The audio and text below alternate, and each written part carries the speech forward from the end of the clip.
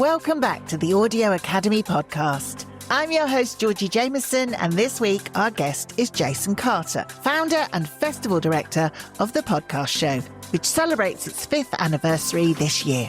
Jason has had a long career in live events for BBC Radio, including Radio 1 Big Weekends, Radio 2 Live in Hyde Park, and BBC Six Music Festival. He also founded BBC Music Introducing. I started by asking Jason what made him want to create The Podcast Show in the first place.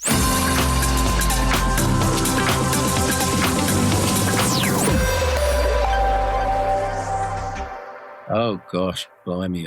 How long have we got? I mean, my background is in live events, actually very large proportion of my working career actually at the BBC. So 20 years, I started at Radio 1 in 1997, and I ended up being head of events for Radio 1. And then over the course of those years, I ended up being head of events for all the radio networks. So I was responsible for all the big flagship events such as Radio 1 Big Weekend and Radio 2 in Hyde Park and Six Music festivals, etc. And I was also the commissioner for all the sort of third-party coverage that the BBC networks would be at, such as Glastonbury, Reading, etc. And then I left the BBC. So events is my thing, but large proportion of my world being broadcast, but music events. I left the BBC after 20 years in 2017, and I set up Get On Media. And we still do work, actually still do produce shows for Radio 2, actually, out in Malton. But one of the other hats I wore at the BBC was I launched the platform BBC Introducing in 2007, and then I led it until my departure. And one of the things after I left the BBC was I went back to them and suggested the idea of creating a BBC Introducing event, which is like the physical kind of embodiment, if you like, of what BBC Introducing is. And that ended up being at Tobacco Dock. And it was an event that ran for a couple of years. It stopped in that form. It still continues now, as far as I understand it, but it stopped in that form when COVID hit. But the framework to that event is essentially the same framework as the podcast show, in that we had like hundreds of sessions, speakers, activations, partners, walking into the world of music for new emerging talent. And many of the partners involved in that it was quite unique actually, because it was a BBC event, but we had partners on board such as Spotify and YouTube and so on and so forth. And it was really during that period that I'm working with those big brands. They talked about the notion of the boom of podcasting at that particular time, and that there wasn't an event of real scale supporting the podcast industry from sort of entry point, emerging kind of talent, if you like, perspective, new sort of podcast creators through to the higher sort of industry side.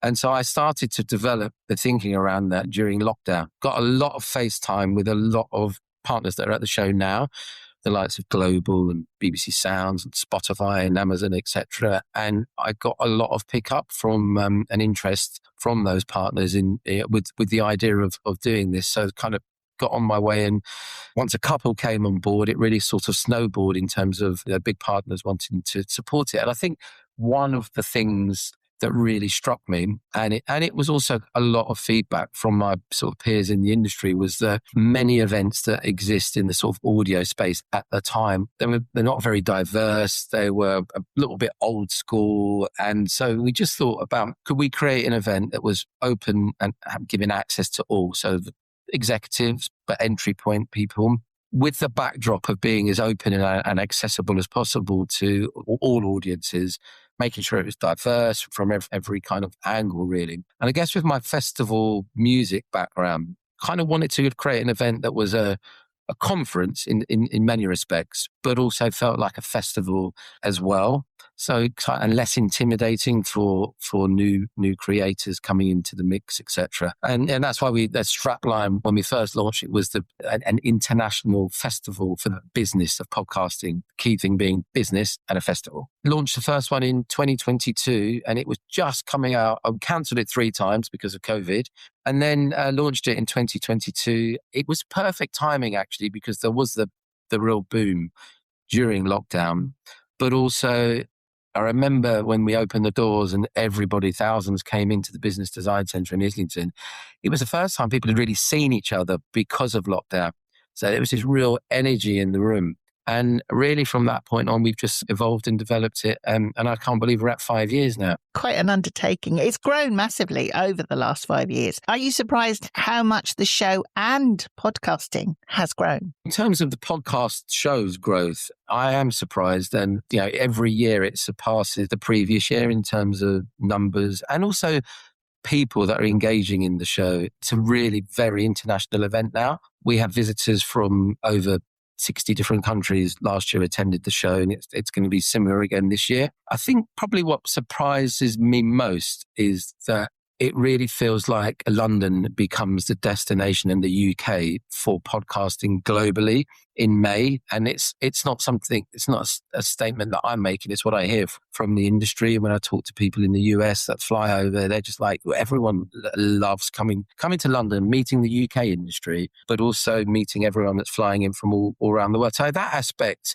I didn't expect so much the sort of that international aspect. No one could imagine where podcasting sits today compared to even 2022. So yeah, absolutely. It's continuing to grow, isn't it? Yeah, it is. It's still a growing and emerging market. We still don't really completely, fully understand what will happen with podcasting and what we can do. I mean, it's still really in its infancy, yet it's massive. I think that's why the show feels so important, because there wasn't anything like that. I say 5 years ago, but obviously before that, because you cancelled it 3 times because of COVID. I guess maybe 7, 8 years ago, then you spotted this gap in the events market. And as you said, live events has been your life, your career, a place for the industry to come together. Why do you think the show is so important for the industry? I mean, one of the kind of, I guess, the premise that I work from in delivering the show is actually the whole kind of narrative and content for it isn't actually built by me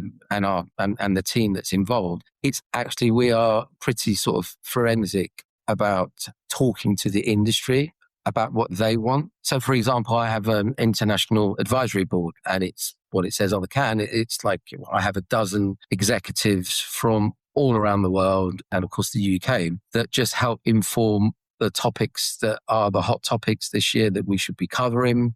We make sure that we have contributors on that board that can come in and support how we continue to support the sort of emerging people that are developing their careers in the industry and what they might want to see. But we equally want to make sure that for senior executives from all the very obvious people that you'd expect and that you see at the show, that they see value in, the narrative around the future of podcasting. And so we build continuously. I mean, we have 3 or 4 meetings with the board, but actually every single partner at the event, and we have over 100 at different levels, from exhibitors with a small stand, if you like, through to big headline partners like iHeart and Global. Every partner actually is providing content as well, because we'll have curated sessions through my team or through the team, but equally a lot of those partners have sessions themselves.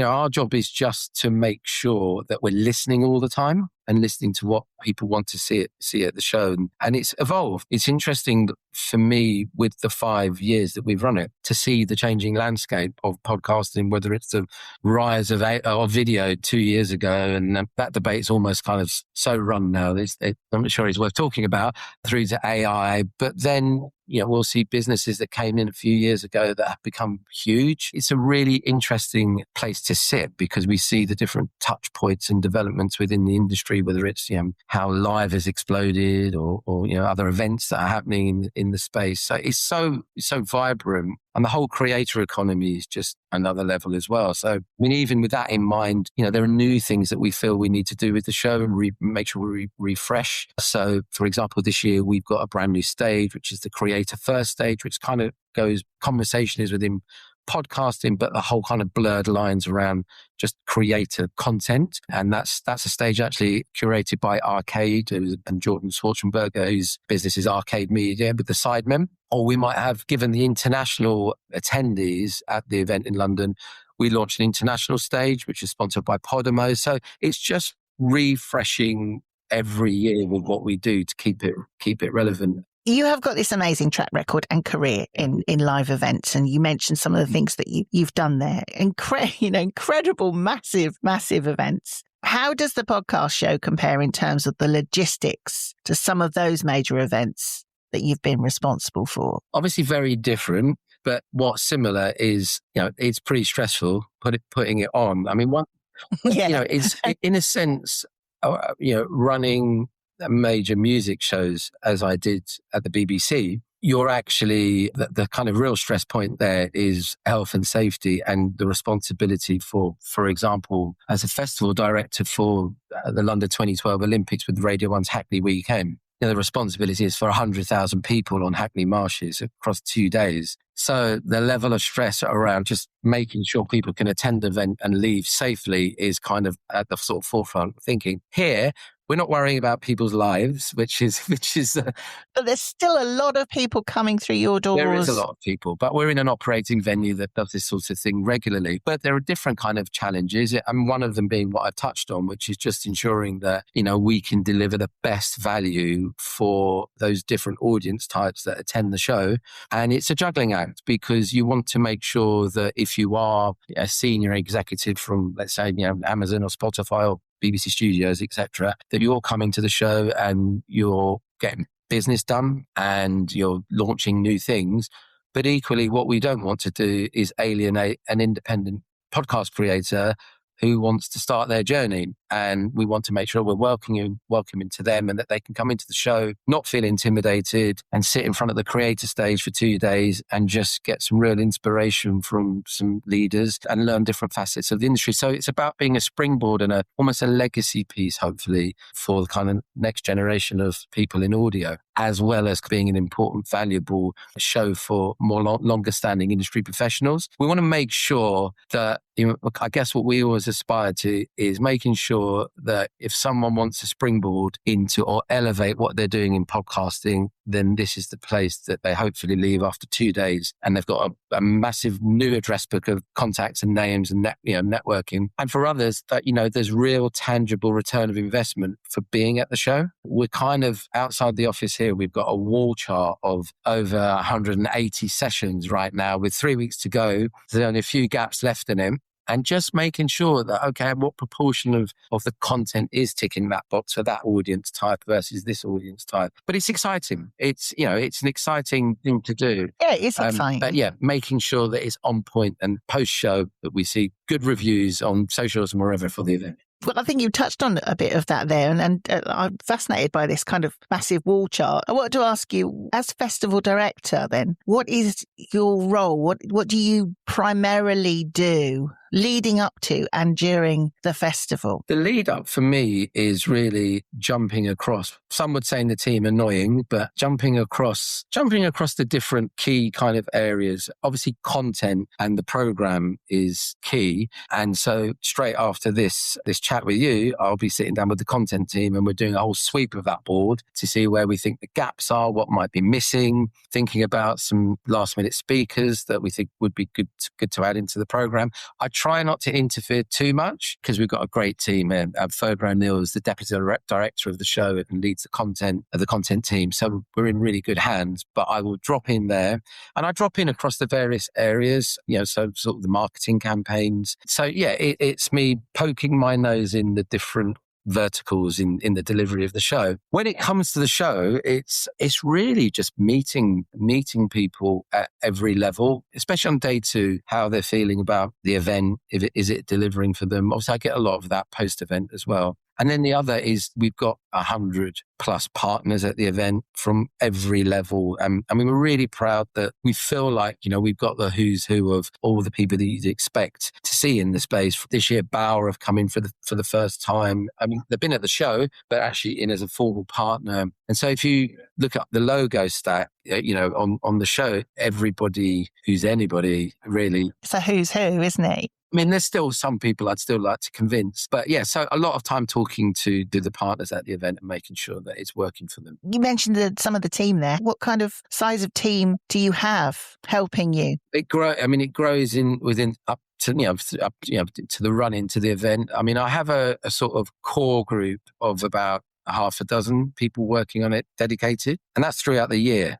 So, the planning for the event is a pretty large scale event. And it isn't just, I think what's really important to say is that it isn't just about the sessions program. In fact, some would argue it's actually more about networking. and people coming together. And, the real value piece is coming in. Lots of people fly in. Now, the show's on a Wednesday and Thursday on the 21st of May. People fly in from Monday, spend a week in London, set up lots of meetings. And so we've got sort of lots of drinks receptions. We've got a big official party this year that we're hosting with Patreon. So there's multiple sort of fringe activities that are happening. Hence why we have kind of a core group of about 6. But by the time, right now, I've got 3 weeks out from the show. We're probably on about 14 people working on the show, and it will scale up some more next week. And then at the event, it's like there's stage managers. We've got 11 stages, stage managers, stage assistants, PR team, marketing team, ops team. It's a very big operation. It is huge. And like you say, all the time growing. So I just wanted to round up with, what does the future hold after this first 5 years for the podcast show? How do you keep it fresh and how do you grow? Right. Okay. Well, so how do we keep it fresh is staying in the dialogue, from event surveys, post-event, to looking at all the sort of comments on social media for the month after the event, and then lots of conversations. Another reason why we have a core group of 6 people, because we're in dialogue all the time. It's just critical to make sure that we keep our finger on the pulse. So those conversations are really important. In terms of growth, I get approached pretty much almost every week. I'll get asked the question, when are you bringing the podcast show to X territory or country? People would like you to take it on the road or across the world. Yeah, they would. Yeah, they would. We see the London show, our only show at the moment, as always being the Crown Jewel event. And we're really proud that it's in London. We're proud that it's in the UK. And it's brilliant to see lots of the UK industry say that it's wonderful that the world comes to London to see what the UK is doing in podcasting and broadcast generally. Expansion plans beyond this show are one of the things that we have been looking at for a while. We're still working on that. So what I would say really is watch this space. A big thank you to Jason Carter for being our guest. The podcast show is on the 20th and 21st of May at the Business Design Centre, Islington in London. If you're an Audio Academy member, then head to our website, audioacademy.org.uk/members offers, where you can find details of tickets for the podcast show and an exclusive members discount code. Also, our website is the place to go to book Aria's tickets for the big night at the Roundhouse on the 21st of May. And you have just a few more days to vote for the Radio Times Moment of the Year. It closes on the 8th of May, so get your vote in now. Go to audioacademy.org.uk/Arias for both of those. Next week, we talk Eurovision at 70 with Head of Delegation for the UK Eurovision entry, Andrew Cartmel. I'll see you next week.